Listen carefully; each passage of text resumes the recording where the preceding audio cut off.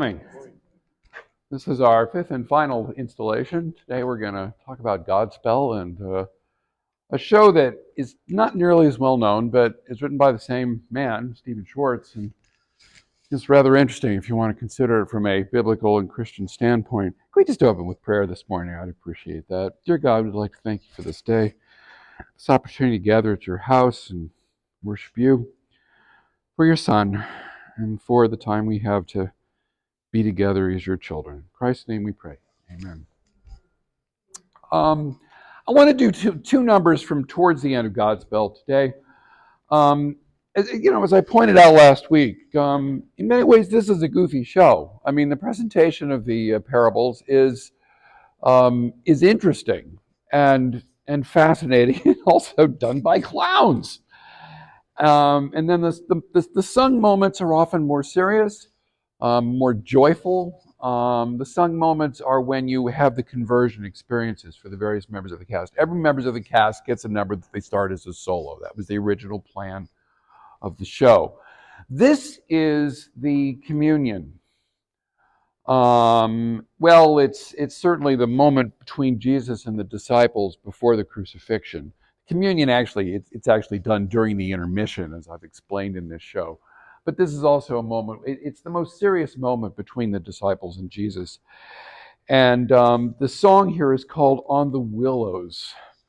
And it's the reference in the Bible on the willows where you're hanging up your harp, singing a song for Zion. What is it? Psalm 130, whatever it is, where you're singing a psalm for Zion, where it's the Hebrews singing. They're now in Babylonian captivity. Schwartz's inspiration in this song was two things. The guy who he'd hired as his as the pianist for the show, a man named Stephen Reinhardt, who helped with the musical staging, had a lovely voice with a really nice high range, and he wrote this song for him.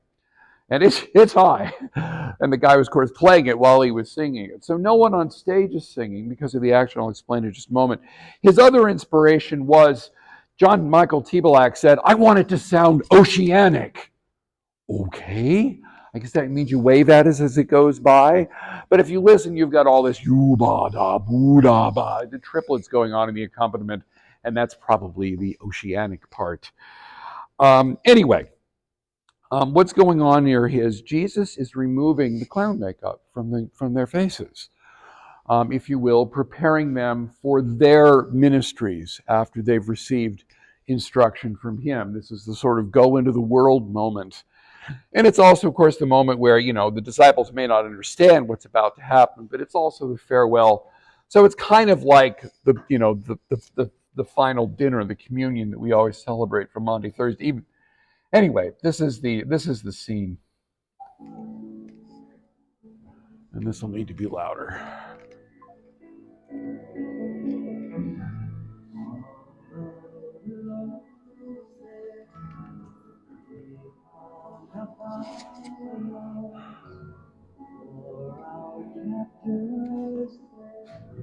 Okay, so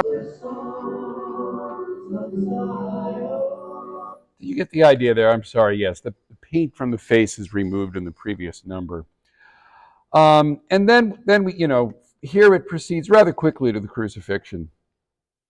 And the crucifixion is the hardest rock moment of the show. And I wasn't looking for the music quite yet. If you actually listen to Jesus Christ Superstar, when Jesus is on the cross, it's a similar moment. It's just kind of a wild guitar solo. The guitarist would have done something hard rock in the pit each night. Schwartz said, well, the inspiration might have been Led Zeppelin or Jefferson Airplane. My favorite was Jefferson Airplane, but anyway, it's just, the guitars turned up. You're going to get more distortion than you get at any other point in the show. And it sounds a lot like what's going on during Jesus Christ Superstar. It's kind of interesting, that the album to Jesus Christ Superstar came out, as I said, in October of 1970. And Schwartz is writing his music to this show 5 months later. And he claims that he had not listened to Jesus Christ Superstar at all. Now, once he found out he was working on this show, he probably did it. He said he avoided the album. He didn't want to see it. And he probably, or hear it, he probably did. It also meant he didn't turn the radio on or anything, because, of course, Jesus Christ Superstar was all over the radio.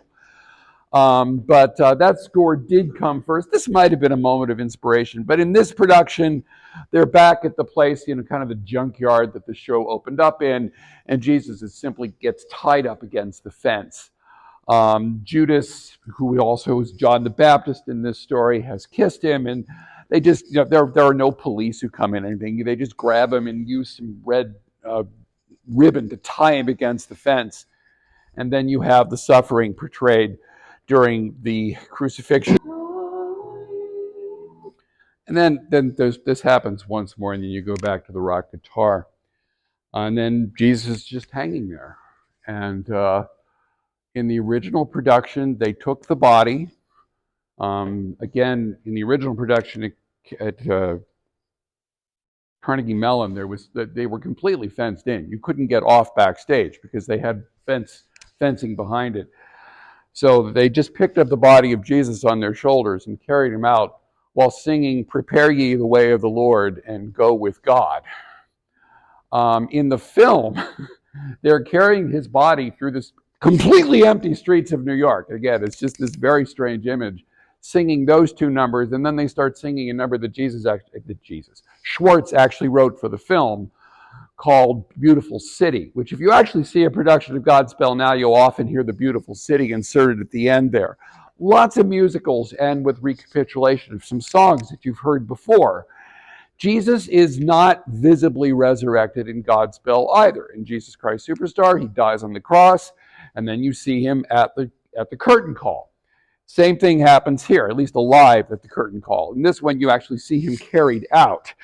Now, a lot of Christians who love Godspell say, well, of course Jesus is resurrected. You see him at the curtain call. Well, that's a curtain call. I'm not sure it's a resurrection. But, there's a great deal more of traditional Christian teaching in Godspell than you're going to usually get in Jesus Christ Superstar. But again, there's no, resurrection. And John Michael Tibelak, the guy who did devise the show originally, I mean, he was a Christian, but this is how he decided to end the show. I mean, there's a lot of moments. I've known a lot of Christians who love Godspell, who just adore this work in various places. It is kind of interesting the way that it ends. But it is a show, if I took you through the whole script, most of the parables that you know and love that Jesus told are told and acted out, again, in a rather goofy way in Godspell. And you also have this wonderful score, which is kind of nurturing the whole thing along, in the pop style of the 1960s and early 70s for the most part. Are there any questions about Godspell?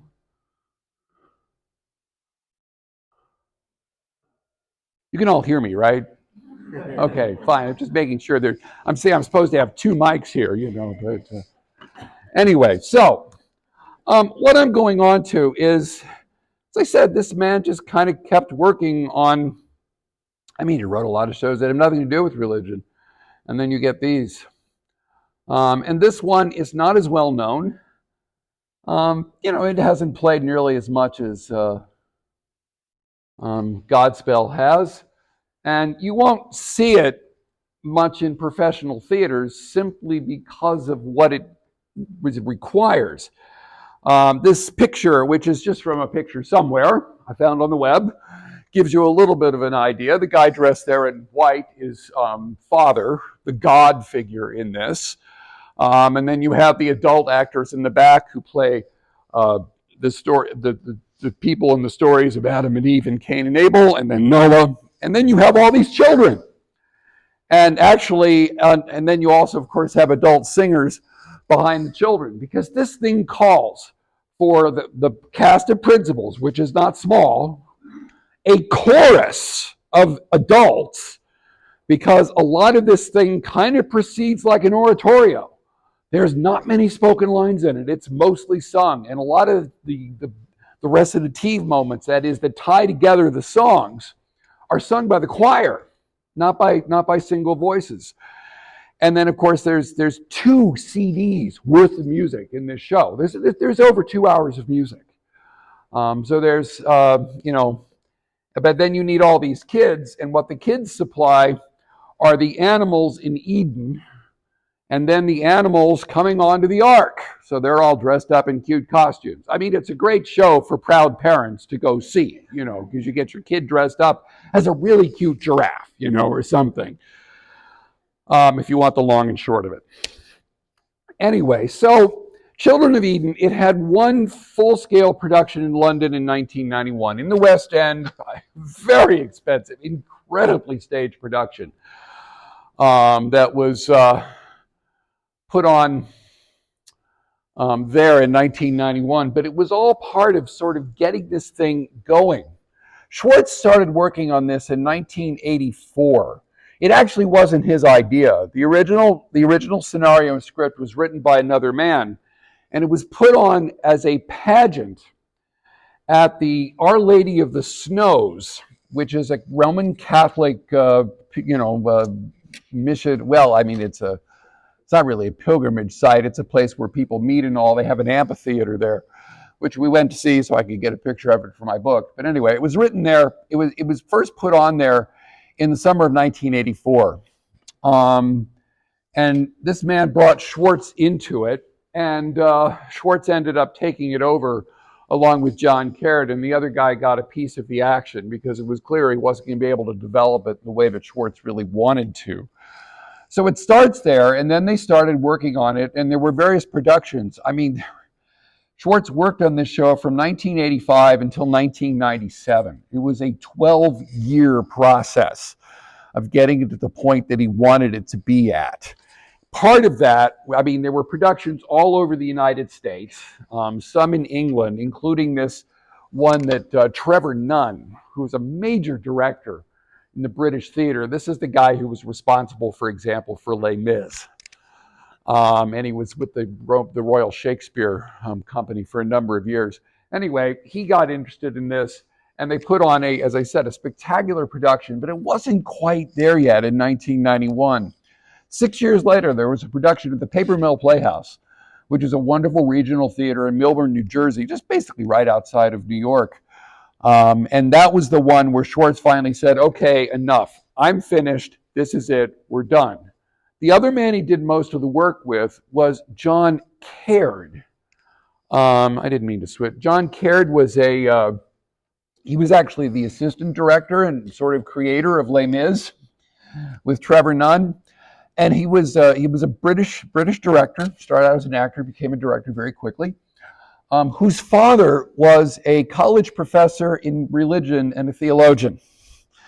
So he was absolutely fascinated by the stories that they were telling here and how you would bring those stories to the stage.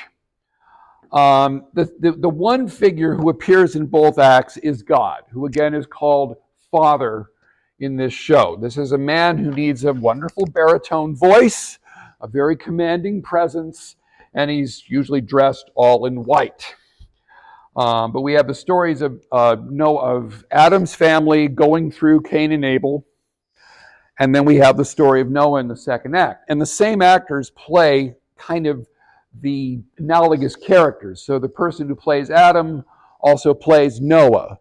The person who plays Cain plays Japheth, who is Noah's disobedient son in the way that they tell the story. The same woman who plays Eve plays Mama Noah. You probably know that there's no name for Noah's wife in the Bible. They didn't come up with one. They just called her Mama Noah. But this is a person who's got to be able to sing rhythm and blues numbers in an absolutely killing fashion because Schwartz wrote some over-the-top numbers for this person. The story is kind of about the conflict between the will of God and human beings developing their own ability to decide things. You have wrestling between Adam and Eve and God. You have wrestling between Cain and God, and you have wrestling between Noah and Japheth. And also, of course, Adam is wrestling with Cain, and Noah's wrestling with Japheth. It's happening on several levels. Schwartz absolutely loves stories that have to do with parents and children. And so this one reflects that in just about every way that it can. also, I mean, he worked on this for a very long time. There's all kinds of musical motives which just recur in the show. So, of course, the theme, the idea of wrestling between the generations recurs. And as they're singing about it, you keep hearing the same musical ideas being sung by various people.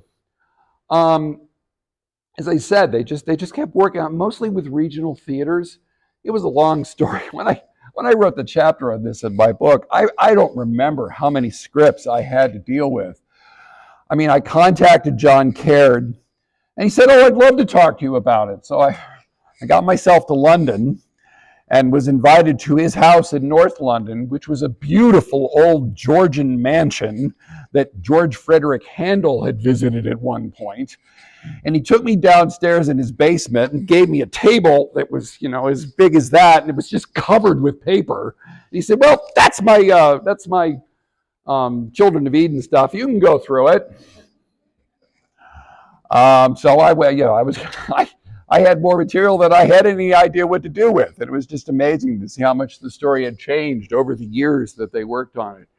It's a process that's always fascinated me. And so, there's more detail in my book than probably any human being would ever want to know. But that's part of the fun of getting obsessed with something. The show is actually fairly frequently licensed at this point. And it's to churches and schools and, some colleges would put it on. But again, you need access to small children to do the show. And so Broadway, forget it. It's just not going to happen. It'd be far too expensive to put on. You need a choir of at least 12 and probably more like 25 to really bring it off in a good way. Although with a soundboard, you can make it as loud as you want. But still, it's just a little hard to imagine it'll ever be on Broadway. But it's a show that reflects a lot of the real. I spoke to these men in depth about it, and they were both quite obsessed with the story itself and how the story should be told. And of course, that brings us to I think I've already said all of this. That brings us, I have. That brings us to, the question of how you adapt the story. There has never been a musical made which tells the story that it starts out with precisely. Musicals are special things. And whenever you adapt a story from one medium to another, you're going to make changes. Because here you have to have song opportunities. And song opportunities, it's not only because of you need a song here for the plot. Sometimes it's, we've got this wonderful singer here and we need to write a song for them. Where are we going to put that? That's another thing that happens. There's just all kinds of things. So, a lot of people, a person who believes that the Bible was handed down by God and nothing should be ever changed about the stories in it will hate this show because it is an adapted story as well. As I said, I've spent a good bit of time looking at adaptations of shows into musicals, and it's amazing how much stories get changed. Read the original book to Wicked and then go see the show. They tell very different stories. The basic outline is there, but the themes and everything have been changed quite a bit. So I guess I just keep running into that button. Anyway, so they spent a lot of time talking about the stories, reading, as I said, Caird's father was a theologian, and he'd heard these, he'd known this, gone to church his entire, when he was young. And there were aspects of this that they wanted to change. For example, going into the Garden of Eden. The teaching from the Garden of Eden, of course, is that the snake approached Eve. He seduced Eve into taking a bite of the apple, and then Eve caused Adam to do so, making the fall of man entirely the female's fault. Well, I remember John Caird saying to me on a transatlantic phone call, well, I wanted to blow that up right away. I was not going to blame it all on the woman. And in the way that they do it, they don't. Because Eve is, of course you need a character here. And we're going to listen to a number that Eve sings. It's a wonderful number called The Spark of Creation. Well, I may as well play it for you since I just brought it up. But Eve is curious. Adam's not. Adam's very happy in the Garden of Eden, and he just loves to count all the animals. He's keeping a log of how many animals, of each type of animal there are. He doesn't seem to have any curiosity whatsoever. Eve's curiosity is burning. So to be told, don't take a bite of an apple from that tree. I mean, she's already curious. You've read the Curious George books. In this case, it wasn't George was curious. It's Eve was curious. As I said, this is the principal female singer in the show. And this is the number that she sings. Let's see. Spark of Creation. And her belief is, well, there's something from the spark of creation, from God's creation of the world that's inside me that makes me so curious. So this is Eve singing the spark of creation.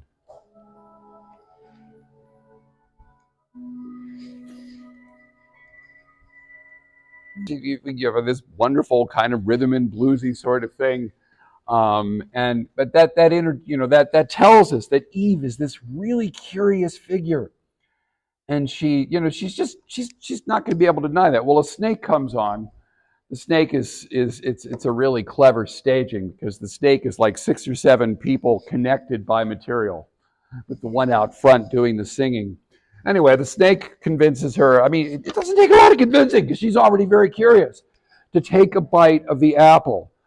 And so she all of a sudden has the knowledge that she's not supposed to have. And God shows up and says, so, you took a bite of the apple.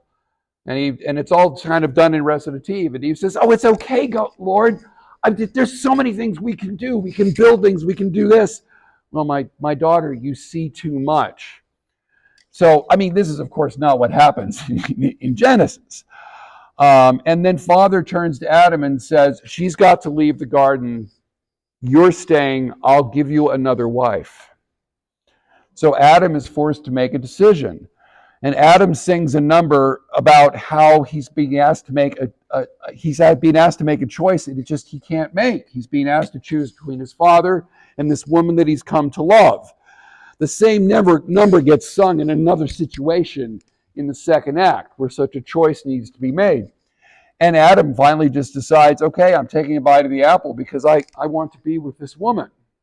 So it's a mutual decision that causes, if you will, the fall of man. And then the Father gets really, really angry and sings a very, very scary number and destroys Eden, and out they go. But it's more a choice made by human curiosity and the man's love for his wife, instead of just a woman getting seduced by and that happening.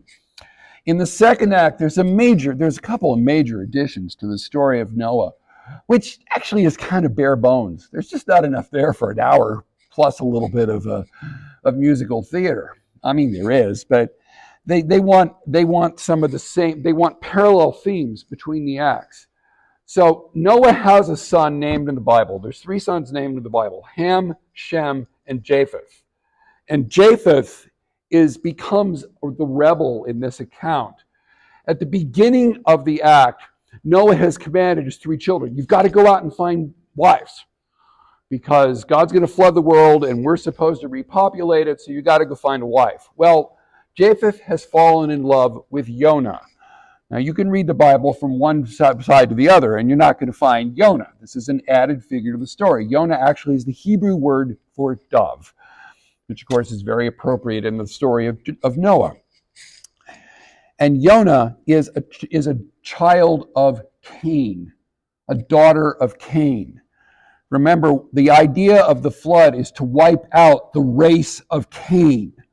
So the assumption here is that there are people who are marked like Cain is, and he falls in love with Jonah, and he sneaks her onto the ark.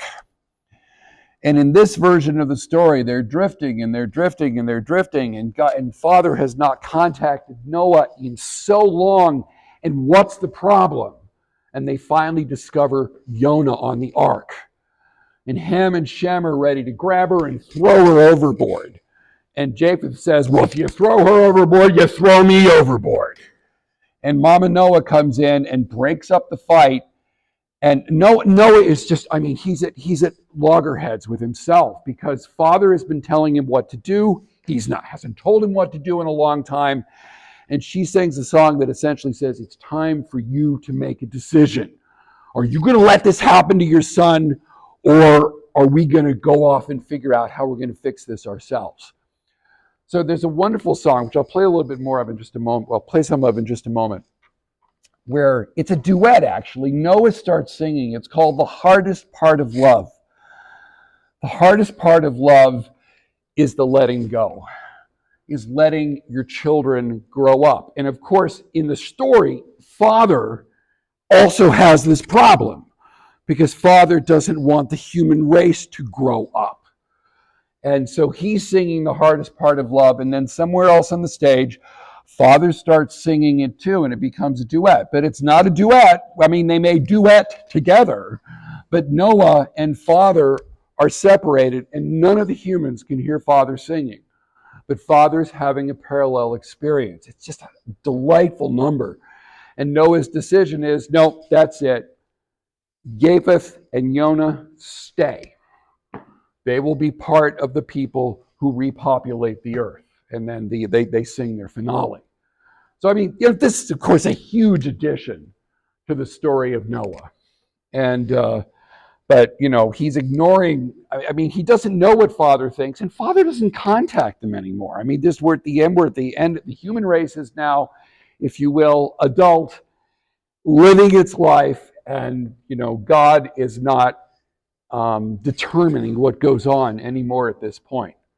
In a weird way, it's a little like the end of Götterdämmerung, but that's another point altogether, which is an opera by Wagner. Anyway, I don't know if they were thinking about that at all, but it is kind of interesting in a parallel. So some of these numbers, I didn't mean to do that, sorry.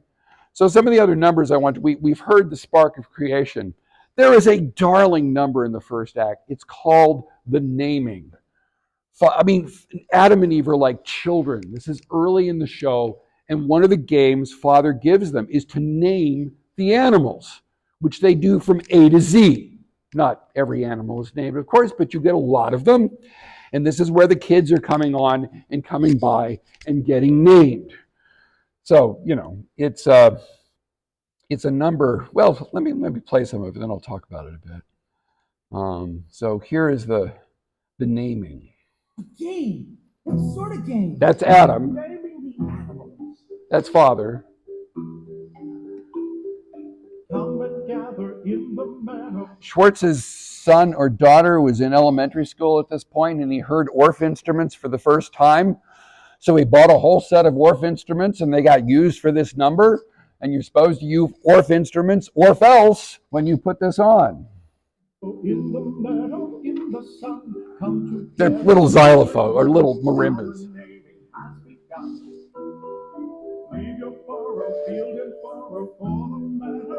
Idea there, but I mean, there's a number of really charming little numbers in the piece. The first act ends with a song called Children of Eden, the title number of the show. Eve is basically on her deathbed. Adam has died. We've been through the story of Cain and Abel. Eve has had the next child. Name's not coming to me at the moment, but Seth, yes, thank you. There's other children surrounding them that are, of course, part of the cast. But Eve sings this to her family at the end. It's commentary on her past and offering hope for the future. So it closes this act, and it is also the song that closes the second act. But it's a wonderful number. Let's see now. I'm not here. I am here. So we have. This is the closing song, The Children of Eden.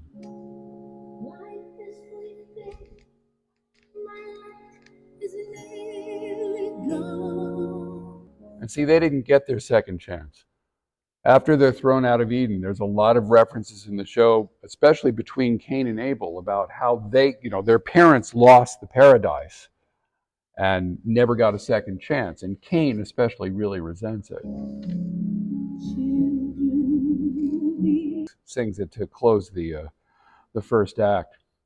The song which kind of, I mean, it's kind of the pivotal song in the show is this song, The Hardest Part of Love, where you have Noah trying to make his decision about Japheth and Yonah, and you have God finally accepting that, our Father finally accepting he is unable to determine everything that these difficult creatures that he created will do. So it's called The Hardest Part of Love. And this is where Father joins Noah in the duet that he can't hear. This is where Father realizes that he has to allow humans to their own devices. And Noah decides, no, I'm not going to do what I think Father would want me to, which would be throw Japheth and Yonah overboard. It's kind of a number you need to hear most of, so I wanted to leave time to play that. Just give me a second here to bring it up. He didn't let go. Well, He said he was going to let go, but he said Jesus and the Holy Spirit. Thank God for that. well, I mean, anybody who's ever been a parent, is going to hear an awful lot in that song that is true.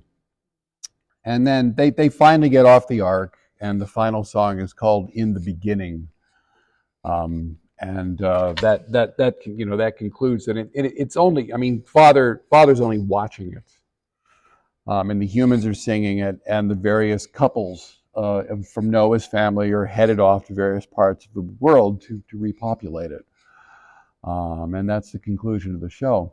It's really quite effective. I've only seen one production of it. It was basically a concert production. It was done in Kansas City. I don't know about when I was back working on this stuff, maybe around 2010 or 11. But it's something I do hope to see again at some point. And I recommend it if you get a chance. There's a lot from your time of going to church that you'll find allows you to understand this in a way that some other people might not. Are there any questions? Yeah. Comment that Nietzsche wrote that Eve represents the origin of science. Well, Eve represents a lot. Yeah. And the role that she plays in this is it's really quite interesting. It's quite well thought through. But yeah, I would think Nietzsche would have something to say about some part of this. Yeah. This yeah. went off, but what prompted you to even get interested in this area? My fascination with Broadway shows, which started very early in my life. My family loved them. And in 1971, when I was 12 and a half, my family moved from Louisville, Kentucky to Bridgewater, New Jersey. And all of a sudden we were outside of New York. Now, I didn't immediately start going to shows, but I started going to them 3 years later. And it just became terribly important to me. And I ended up in a field where I could spend my life researching them. And I've always had a soft spot in my heart for the shows which take on religion in some interesting way. Because of course I've been going to church all those years too. There's plenty of shows which do not take on anything or that one would call Christian. But there's some which look at them in a really interesting way, and especially the ones Stephen Schwartz have been involved with. So yeah, it's a complete obsession on my part. I'll spend my retirement still doing this. Good. Yeah.